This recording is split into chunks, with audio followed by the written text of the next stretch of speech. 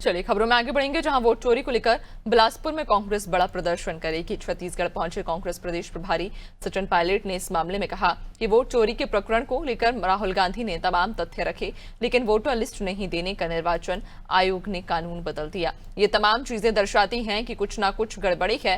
कांग्रेस में चुनाव नेतृत्व की चल रही लड़ाई पर कहा कि कांग्रेस एक पुरानी पार्टी है। जब हम लोग चुनाव लड़ते हैं तो हमारी पार्टी चुनाव लड़ती है, सभी व्यक्ति को जिम्मेदारी दी जाती है। यूनिफाइड कमांड की बैठक को लेकर कहा, बीजेपी इनमें राजनीतिक फायदा लेने की कोशिश करती है। कभी न कभी इसकी पोल खुलेगी का कि पूरा मामला था क्या। आज हमारी पार्टी ने, जो राहुल गांधी जी ने प्रेस कॉन्फ्रेंस कर पूरे देश के सामने जो एक तथ्य रखा था, और विशेष रूप से उन्होंने कर्नाटक के अंदर जो वोट चोरी का प्रकरण था वो तथ्यों के सहित, प्रमाण के सहित जनता के बीच रखा। अब ये साबित हो चुका था कि निर्वाचन आयोग ने कहीं ना कहीं वोट चोरी को अंजाम दिया है। और तीसरा मुद्दा कहा कि ये तथ्य आपने बिना जांच करे, बिना उसकी गहराई में जाए हुए जो प्रेस कॉन्फ्रेंस सीसी ने करी, वो भी बड़ी अजीब हमें लगी। कोई जवाब नहीं आया। और सबसे बड़ी बात ये कि जो मुख्य चुनाव आयोग है, सीसी के जो चुनाव की प्रणाली है वो बड़ी स्पष्ट है। उसमें प्रधानमंत्री, नेता प्रतिपक्ष और चीफ जस्टिस रहते थे। अचानक उसको बदलकर प्रधानमंत्री, गृह मंत्री और नेता प्रतिपक्ष, किसने मांग रखी, इस प्रक्रिया को बदला क्यों गया, बड़े सवाल खड़े करता है। निर्वाचन आयोग ने वोटर लिस्ट पार्टी को देने मना कर दिया।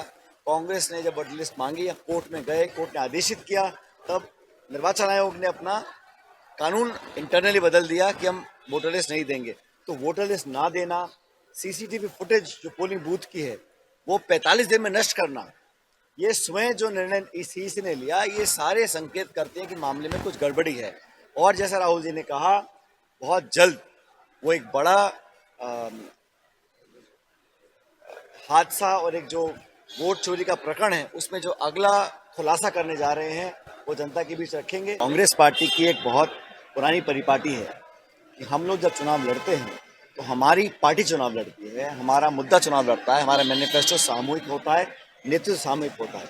हर व्यक्ति को, हर नेता, चाहे ब्लॉक का हो, चाहे प्रदेश का, देश का हो, सब व्यक्तियों को जिम्मेदारी दी जाती है। और चुनाव लड़ने के बाद पार्टी निर्णय करती है किसको क्या जिम्मेदारी देनी है। और ये बात सिर्फ एक राज्य की नहीं है, समूचे देश में हमेशा से ही पार्टी ने मिलकर चुनाव लड़ा है और यहाँ पर भी हम सब लोग मिलकर चुनाव लड़ेंगे। आज मुद्दा किसी व्यक्ति विशेष का नहीं है। आज मुद्दा ये है कि 2.25 साल से जो सरकार बनी है वो अपनी पीठ थपथपाई जा रही है, पेड़ जंगल काटे जा रहे हैं, लोगों के अधिकारों से हनन किया जा रहा है, महिलाओं के साथ अपराध हो रहा है और लॉ एंड ऑर्डर चरमरा चुका है। और ये इंजन डबल लगा रखा है और ये सरकार सिर्फ धुआं फेंक रही है, जनता के काम नहीं कर रही है। इस बदलाव को लाने के लिए पूरी पार्टी एकजुट है और हम लोग लड़ेंगे, मिलकर जीतेंगे। उग्रवाद की, अलगाववाद के, नक्सलवाद की, उसको समाप्त करना चाहिए और हम लोग मिलकर करना भी चाहते हैं। ये मुद्दे को मैं पॉलिटिसाइज नहीं करना चाहता हूँ, लेकिन इस मुद्दे का राजनीतिक फायदा लेने की जो कोशिश भाजपा करती है, प्रचार प्रसार ज्यादा होता है, काम कैसे होता है वो पारदर्शी तरीके से हो, एक्शन लिया जाना चाहिए, लेकिन ये एक ट्रांसपेरेंट तरीके से किया जाना चाहिए। नक्सलवाद के खिलाफ हम सब लोग हैं और नक्सलवाद से, आतंकवाद से जो नुकसान हमारे दल को हुआ है शायद किसी और को नहीं हुआ है, लेकिन हम लोग फिर भी चाहेंगे कि जो आगे कदम लिए जाएं, जनता को कॉन्फिडेंस में लिया जाए और सारी जो कार्रवाई हो वो निष्पक्ष तरीके से हो, मजबूत कार्रवाई हो, लेकिन किसी की हानि और नुकसान करके ना हो, हम सब चाहेंगे। कभी ना कभी